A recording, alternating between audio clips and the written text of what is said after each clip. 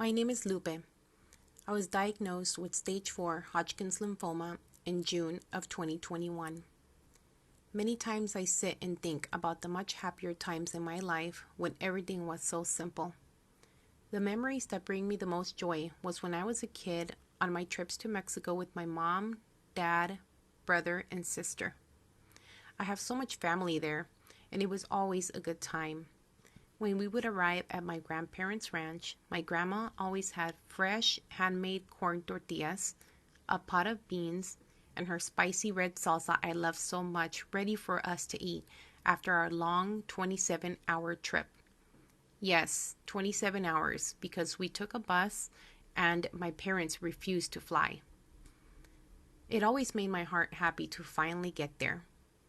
The ranch was on a hill, so the scenery was beautiful. The land was green with many different crops of corn and beans growing. Most of the homes were made of mud and boulders. Almost everyone owned livestock. My grandma and grandpa owned cows, pigs, and donkeys, while other families had horses and goats.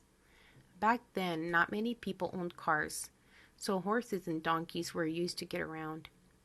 I remember the many donkey rides we took to town. The air was always cool and smelled so clean. There was a specific flower that bloomed at night and filled the air with a sweet scent. The first time I ever saw fireflies was when we arrived at night and they were flying above the crop fields. As soon as we arrived, I could not wait to go play with my cousins. They lived uphill, and I would visit each house one by one to greet them and my aunts and uncles. We were all so happy to see each other, but also it felt like we had never been apart. We would spend day and night in our little adventures. We would go down to the convenience store, which was basically a hike to the bottom of the hill, and we would buy a big sack full of sodas, juices, and chips to take back up to the top of the hill and laugh and talk the day away. In the evening, we would sit by one of the only street lights the ranch had and sing our favorite songs at the top of our lungs until it was night. My cousins loved to scare me and tell me spooky stories about La Llorona and witches and even supposed sightings of the devil in the ranch. We would also play leapfrog and tag until someone got hurt and went home crying. When it was daytime, we would play baseball on the most flat side of the hill we could find. It was really hard playing baseball on a hill. The ball would often go into someone's yard downhill and it would take forever to restart the game. Other times we would play school and I would be the teacher giving my cousins English classes. There was never a time that we didn't have something fun to do. We would spend most of the summer at the ranch, and when it was time to come back home to the U.S., my siblings and I would cry as we drove away. Our cousins also had tears running down their faces as they waved goodbye.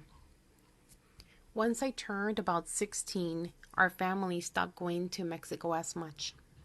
We would go maybe once every 2 years, and every time we went, it was a little more different each time. My cousins all started getting married and having kids and moving away. My grandparents got older and older until I lost one by one. I went back 5 years ago and took my son, who was 3 years old at the time. Mexico was as beautiful as I remember, and my son loved it, although he doesn't remember much now. I met up with a few of my cousins and even got to see one get married. We all talked about the good old times and laughed together like when we were carefree kids.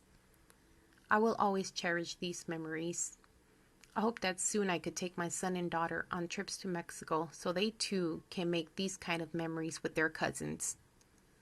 I know that their experience will never be what it was for me as a kid, but even then, life in a little ranch in Mexico is still simpler and more free than it is here in the city, and I want them to experience what I felt being there. Kids still run and play out on the street and still get together with their cousins to play ball. I want my kids to one day say, "Remember when?"